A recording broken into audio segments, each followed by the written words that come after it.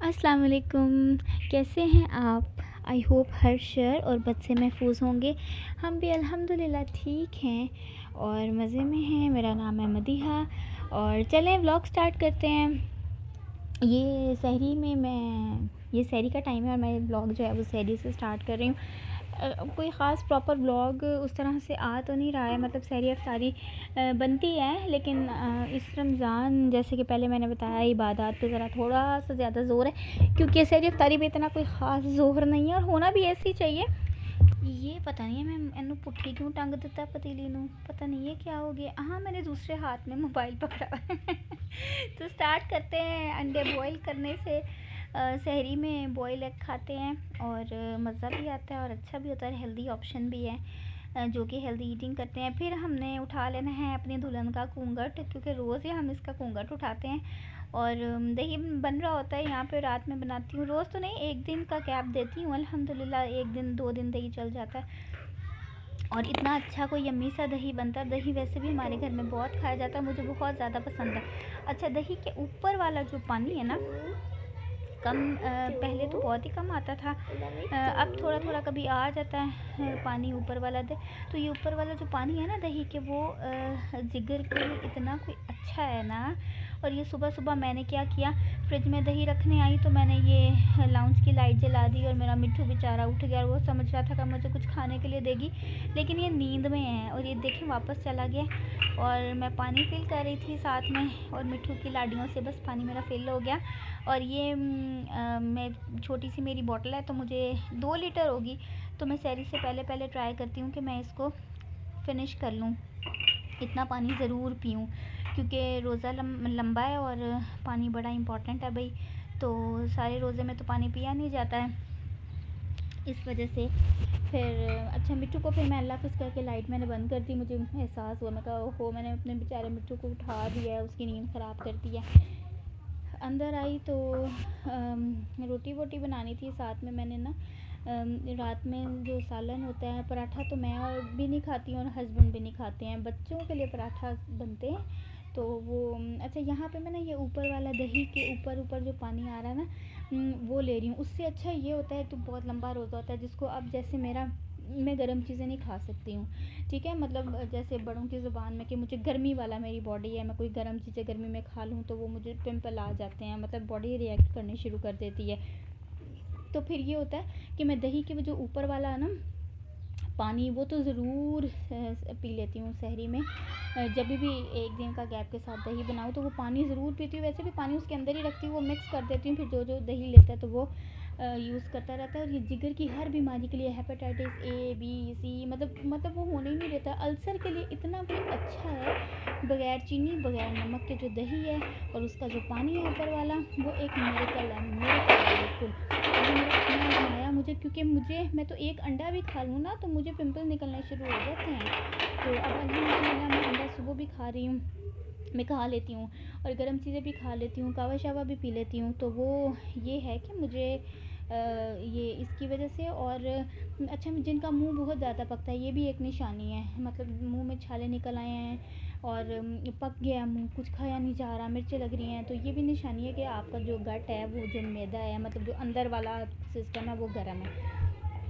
अच्छा जी, सहरी तो ख़त्म हो गई। सहरी बस खाना वाना दे दिया था। आज बच्चों को मैंने रोज़ा नहीं रखवाया था, तो मैं बच्चों को स्कूल भिजवा के और फिर जब मैं उठती हूँ ना, कोई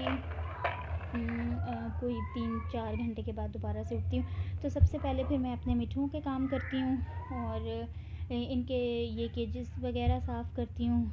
उनके दोनों सैना माना की जोड़ी, अभी तक हमने उनको नाम ही नहीं रखा। मैंने अपने बच्चों से बोला इसका हीर रांझा नाम रख लेते हैं, और मेरे बच्चों की इस तरह की शक्ल बनी हुई थी, मैं कहा इतना प्यारा तो नाम है, हम भी रखें हीर रांझा नाम। इनके क्या पता कोई असर हो जाए हमारे पे, लेकिन नहीं। अच्छा, तो वो इनके मैंने साफ़ कर दिए थे और रूम भी साफ़ कर लिया था। और साफ़ करके मैं बाहर आ गई थी और मुझे समझ नहीं आ रहा था, कमरा शमरा बंद करके मैंने कहा चलो एक तो सफाई हो गई है। अभी मैंने ज़ोहर भी पढ़ ली थी और असर भी, ज़ोहर पढ़ के मैंने मिठुओं के काम किए, सफाई वगैरह किया, और असर पढ़ के फिर मैं किचन में आ गई, कमरा शमरा बंद करके। आलू गोभी मैंने बना ली और मेरा ये ख़्याल था कि आलू गोभी के साथ पराठा बन जाएगा। लेकिन वो बच्चों ने तो बिल्कुल इग्नोर कर दिया। उन बच्चों ने तो मुझे बिल्कुल बड़े आड़े हाथों लिया। उन्होंने कहा कि नहीं मम्मा ये क्या कह रही हो मतलब कि ये हमारा ये अफ्तारी है। मैं कहा तुम लोगों ने सुक्की मुक्की अफ्तारी करनी है तो आलू ये गोभी और चिकन है तो इसके साथ मैं पराठा बना देती हूँ। अच्छा गोभी जब भी मेरे घर बनती है ना, एक तो स्पाइसी बनती है और दूसरी बात ये कि मैं फिर एक दिन पराठा बना देती हूँ, दूसरे दिन फिर मैं पराठे वाली मतलब गोभी वाला पराठा बना देती हूँ, मतलब पराठे के अंदर गोभी डाल के उनको दे देती हूँ। तो मैं कहा शायद ये इस तरह से बचत हो जाए, लेकिन हुई नहीं। उन्होंने कहा कि नहीं मम्मा ये तो हमें तो अफ्तारी बनानी है आपने, ऐसे तो नहीं हो सकता। तो मैं कहा अच्छा चलो सही है, ठीक हो गया, रमज़ान भी।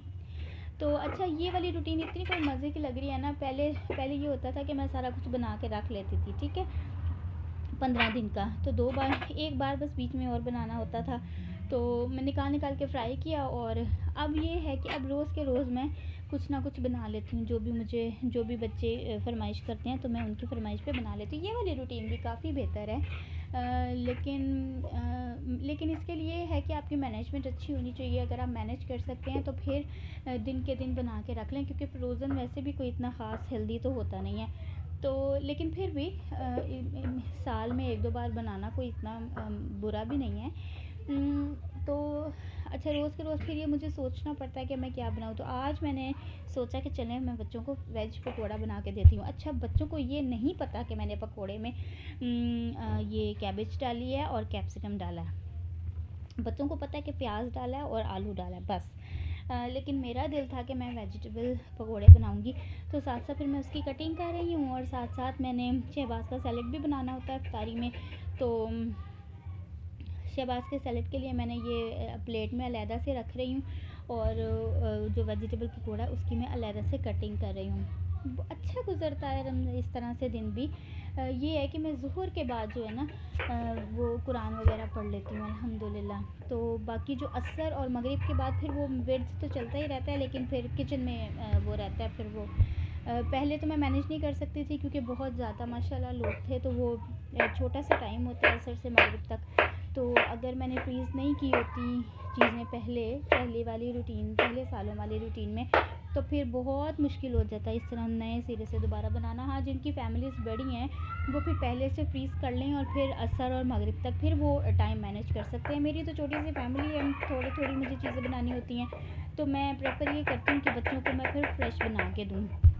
और वैसे भी इस साल रूटीन भी ऐसी हो गई है अल्हम्दुलिल्लाह। आपके साथ वो भी शेयर करूँगी नेक्स्ट वीडियो। आई थिंक मैं ये बताऊँगी कि मैं क्यों मैंने फ्रीज़ नहीं की चीज़ें और बस अल्लाह ताला के हर काम में बेहतरी होती है।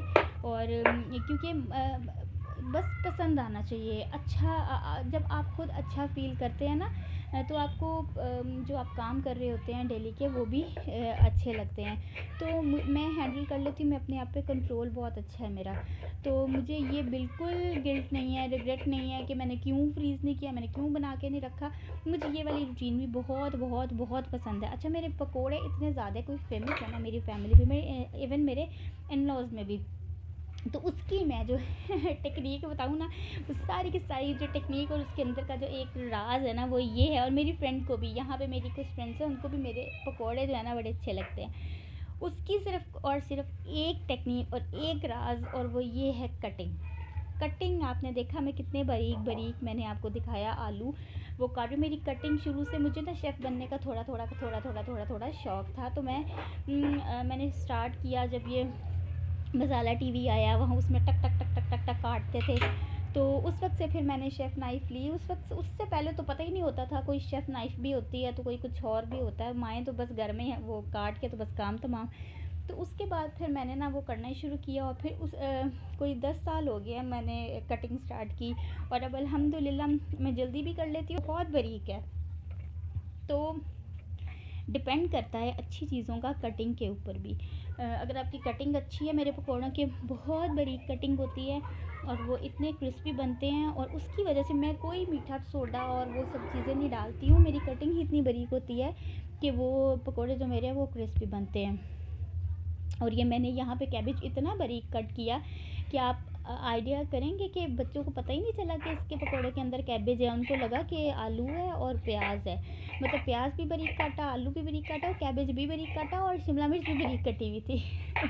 अच्छा, इसके अंदर मैंने ना, मेरे पास सूखी मेथी पड़ी हुई थी क्योंकि मेरे पास पालक थी नहीं। मुझे पर्सनली ना पालक के पकौड़े बहुत अच्छे लगते हैं और बहुत मज़े के भी होते हैं और बहुत हेल्दी भी होते हैं बालों के लिए, स्किन के लिए, बालों के लिए ख़ास तौर पे। और मुझे पालक वैसे भी बहुत पसंद है, मैं तो कच्ची भी बस सिर्फ एक बॉईल करती हूँ और खा सकती हूँ मैं। ये शहबाज के लिए मैंने ये सैलेड रेडी किया हुआ था। अच्छा, तो मेरे पास पालक नहीं थी तो मैंने ना वो सूखी मेथी पड़ी हुई थी मेरे पास, तो मैंने वो डाल दी थी और बस अब इनको मैंने मिक्स कर लेना है। बहुत कम मसाले डालने हैं मैंने इसके अंदर क्योंकि इसका अपना टेस्ट आता है, ये क्रिस्पी लगता है। इसमें मैंने डाला है ज़ीरा को थोड़ा सा क्रश किया हुआ ज़ीरा, नमक चला गया था। अच्छा, यहाँ पे मैंने ब्लैक पेपर डाला, काली मिर्च डाली है, ठीक है। काली मिर्च वैसे भी सेहत के लिए बहुत अच्छी है। काली मिर्च अगर हम खाते हैं ना तो हमारी स्किन तो उससे वैसे ही बहुत आला रहती है और ये तो सबको ही पता है। और दिल के लिए बहुत अच्छी काली मिर्च है। ग्रीन और काली मिर्च मैं बहुत ज़्यादा यूज़ करती हूँ। तो यहाँ पे मैं थोड़े थोड़े मसाले डाल रही हूँ। ये तो मैंने काली मिर्च डाली है और मैंने क्रश किया हुआ ज़ीरा डाला हुआ था और ये अब मेथी डाल दी है, नमक डाला था और सिर्फ बहुत थोड़े से इस तरह के मसाले डाले। अजवाइन बहुत ज़रूरी डालती हूँ मैं, एक तो उससे टेस्ट भी अच्छा आता है, उसमें हाजमे वाजमे का भी कोई इशू नहीं रहता है। तो ये सब बस मैंने मिक्स कर दिया। अच्छा, मैंने एक और पकौड़ों के लिए मैं 2 चीज़ें यूज़ करती हूँ। एक तो मैं बहुत बारीक कटिंग करती हूँ। 2-4 तरह के पकौड़े होते हैं, ये वाले जो पकौड़े हैं ना ये बहुत बारीक कटिंग वाले हैं। और मैंने ना ये जो धो के सारी वेजिटेबल्स को और रख दिया था, ठीक है। और मैंने इसके अंदर पानी नहीं डाल रही हूँ, वेजिटेबल डाला, मसाले डाले ड्राई वाले और ऊपर मैंने बेसन डाल दिया। मैंने इसको पानी के साथ मिक्स नहीं किया, ठीक है ना। और इस तरह मैंने इसको मिक्स करके और मैंने इसको छोड़ देना है। अब इसने प्याज ने, क्योंकि नमक डाला हुआ है तो प्याज ने पानी रिलीज़ करना है और आलू का भी पानी आएगा, तो उसी पानी में इसने मिक्स हो जाना है। आगे बहुत अगर ज़रूरत आपको लगे तो एक टीस्पून या 1 टेबल स्पून पानी जा सकता है, अदरवाइज़ मैंने तो वो भी नहीं डाला था। हाँ, अगर इसमें पालक होती है तो फिर तो 1 टेबल स्पून पानी की भी ज़रूरत नहीं होती क्योंकि पालक का अपना ही इतना सारा पानी रिलीज़ हो जाता है। उसको मैंने साइड पे रख दिया और मैं टैंग में इतना नहीं, एक दिन में एक फ्राइड चीज़ मिलेगी। अच्छा, तो बाकी फिर आप क्या हो देगी, मैंने सिर्फ पकौड़े तो नहीं ना खाने। अच्छा, मैं टैंग बना रही थी तो बच्चे ना इवनिंग क्लास से वापस आ रहे थे और उस रास्ते में जुगनू जो थी ना,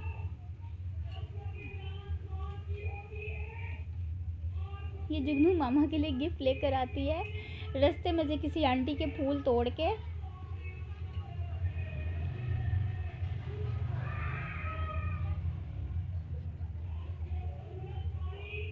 और मामा के लिए लेकर आती है फूल तोड़ के। पहले एक बार मैंने उसको बोला क्योंकि यहाँ पे आप ग्रीनरी बहुत ज़्यादा है और हर बंदे ने ना अपना जो बाहर जो गार्डन है, घर के बाहर छोटे छोटे गार्डन्स किए हुए हैं तो उसको मेंटेन ही किया हुआ है। तो पहले शुरू में ये जो गिरे हुए फूल थे वो उठा के मेरे लिए लेकर आती थी, मामा आपके लिए गिफ्ट। तो वो मुझे बस इसी बात की खुशी थी कि चलो बच्चे बाहर निकलते हैं तो उनको मामा याद रहती है।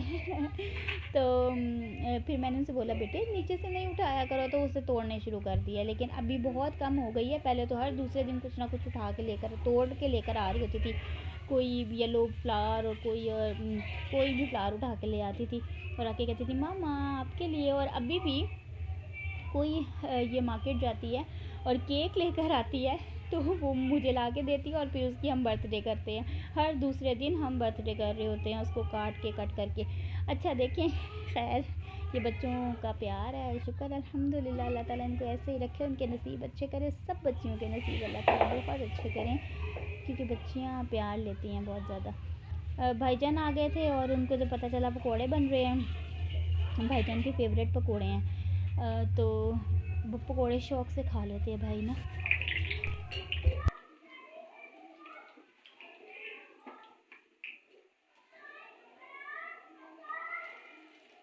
बस अहमद के साथ आर्गुमेंट चल रहा है। वो कह रहा है मम्मा कुछ और भी फ्राई करें। मैं कह रही एक दिन में एक चीज़ मिल सकती है, ज़्यादा फ्राइड आइटम्स एक दिन में हो नहीं सकता।